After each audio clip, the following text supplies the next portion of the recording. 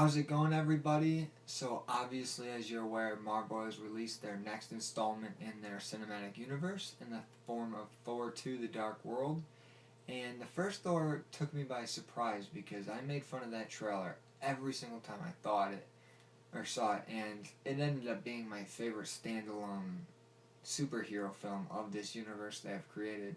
It was funny, Chris Hemsworth as Thor was great, Tom Hiddleston as Loki was great, and the two kind of clashed and had great chemistry and just oozed off the screen. And we got more of that in the Avengers, and then we get a triple dose of it here in Thor 2. The beginning of this film starts off a little dull and lifeless. It switches between Asgard and Earth, and on Earth, Jane, who Natalie Portman plays, is kind of trying to find alien, I don't know what you call it, alien or magical life form, so she can detect and try to find Thor, because he hasn't seen her since the end of Thor 1, and she saw him in New York, and he didn't visit her, and so she's kind of upset, and it's a little uncomic booky slash Marvel. You wouldn't expect to see this in a film because it doesn't actually feel like it belongs all that much. Jane's supposed to be this very smart scientist who's actually not using her head. She's going head over heels for a guy, and in doing so she's kind of blinding herself to some of the dangerous things that is happening here on Earth. And then it kind of shoots back to Asgard, where Thor is battling a whole bunch of different type of creatures while he kind of brings peace to the Nine Realms after they fix that little like rainbow bridge thing.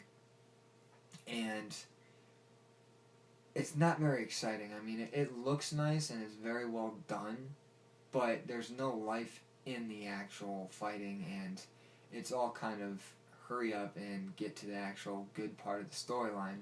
And when Jane on Earth finds this little, I don't know, what you call it, aether or something like that. It's this thing that turns light into darkness.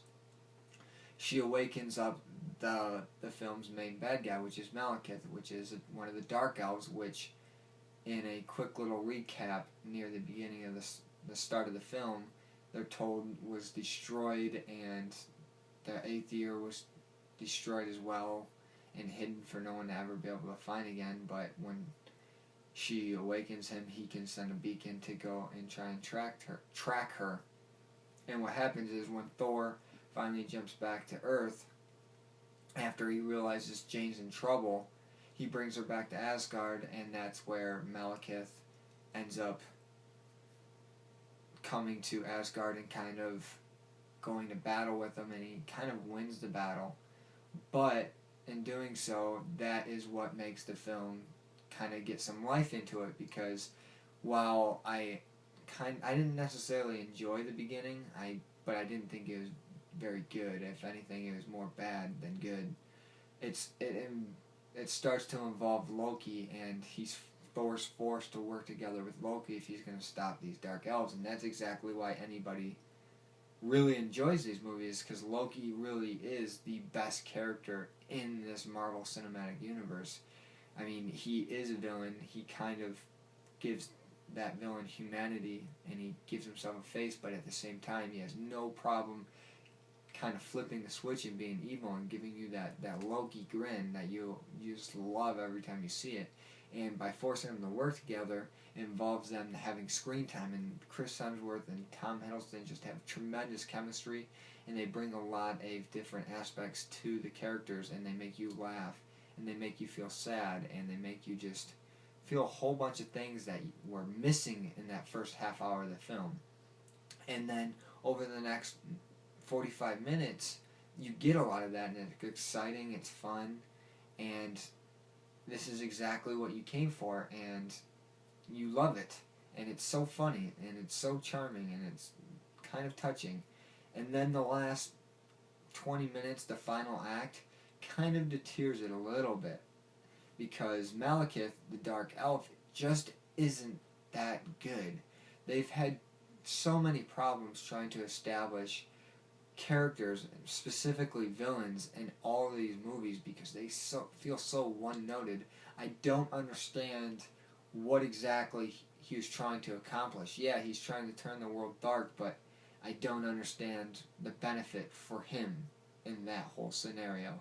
In that final act in battle with him kind of feels dull and confusing, and it jumps around a lot, and a whole bunch of crap was happening at the exact same time. And it just felt a little too cluttered for myself. I mean, the scenes were well done, the action was fine, but I really feel like they should have done something different, a little different with Malekith, and didn't make him feel so one-noted and so underdeveloped as a character, and maybe this final act would have been better.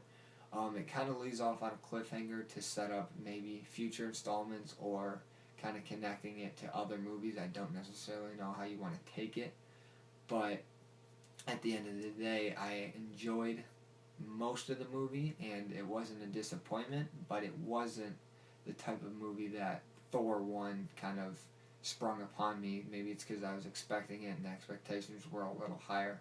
And for that, I am going to give Thor 2 Dark World a 7.5 out of 10. And obviously, if you've liked all these movies, you'll end up enjoying this one quite a bit. And it kind of brings the characters back together again for one last hurrah. And who knows when you're going to see them all again. Because, I mean, things happen in this movie that kind of feel definitive, and then all of a sudden they don't feel definitive, and twists and turns come in. It's very exciting stuff.